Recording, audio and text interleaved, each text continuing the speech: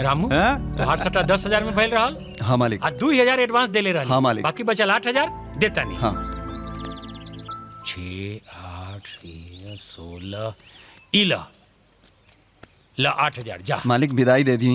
अरे हमरा के विदाई ना मिले तो तोरा के विदाई दी रे। जा ए बाबूजी दे दो को दे दा। तू धन्य बड़ा। दे दा ले चल जो।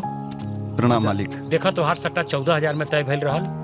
7,000 एडवांस देले बानी, अभी 7,000 देवतानी। चाचा 14 ना 24,000 हुए। अरे हाँ तोहार दिमाग खराब बा। 14,000 से 24,000 कैसे भगल रे? हाँ चाचा राधे भैया गाड़ी चेंज कला दे रहे है। विश्वास नहीं खे तो रहुआ बुला के पूछ ली। पवन राधे के बुलावा।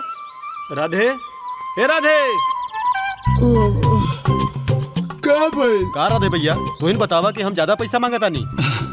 ना भाई ए बाबूजी अब बताई ये जमाना में क्यों कमांडर से ससुरारी जाला? हैं?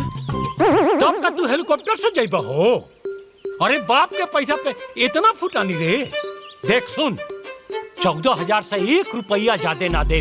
गाड़ी के पैसा तोरे के भरे के पड़ी। मैं सोई को कंजूस मरल नहीं हूँ तो भी वो कंजूस ताले का पैदा फैल हुई। आए ब्याह के पहले बेइज्जत करता रहा, अब ब्याह के बाद सबके सामने बेइज्जत करता रहा। अरे बेइज्जती जेकर इज्जत रहला ना ओकर बेइज्जती होखेला। एकर हम बेकार के ब्याह कइनी निकम्मा कहीं का। जो ए बाबूजी रुआ शांत रही, पैसा हम भर देम बस। तोरे दोनों के गाड़ी के पैसा भरे के पड़ी, समझ ले। ठीक बा भर दे भाई। जा भगिना जा तू जा।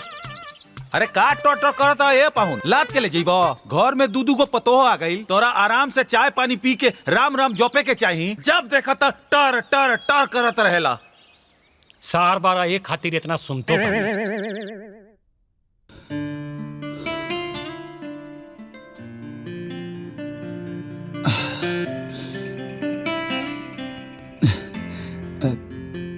इस हुस्न की क्या तारीफ करूं जिसे देख चांद भी शर्मा जाए।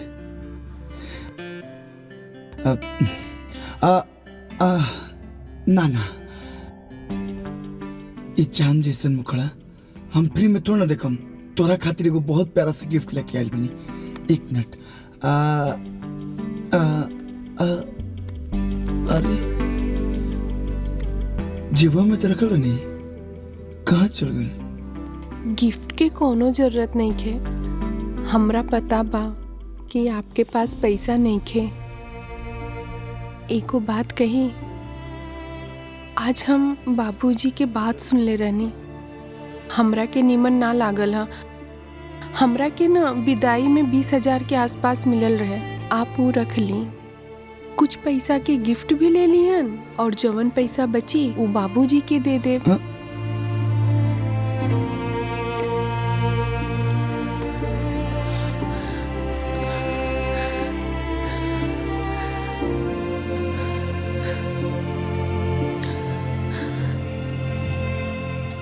अरे आ तो कोई नहीं, लेकिन कहाँ सो तब? हाँ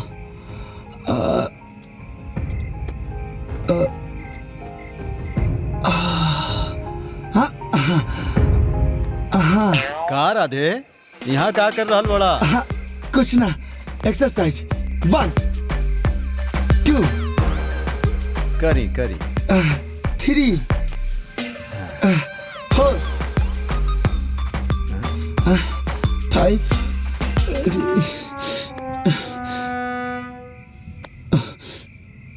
गई बेटा। अगर एजा सुतला तो और बेइज्जती हुई। का करी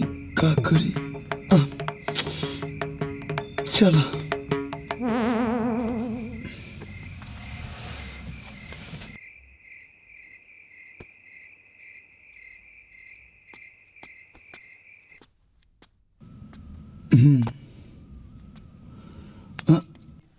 हमके माफ कर दी ना।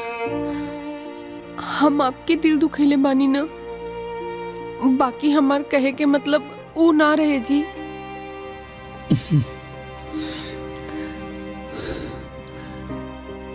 हम जानता नहीं कि तुहार कहे के मतलब बुरा ना रहे। तो एकर मतलब आप हमके माफ कर देनी ना। माफी तो के एगो बात मालूम बा, हम कोनो भी बात ज्यादा देर तक दिल में ना रखी ना। एक कान से सुनना और एक कान से निकाल देना। वैसे को बात कही, आधा रात तो मुंह फुलाई में निकाल देना, अब आधा रात का माफी मांगे में निकल गया।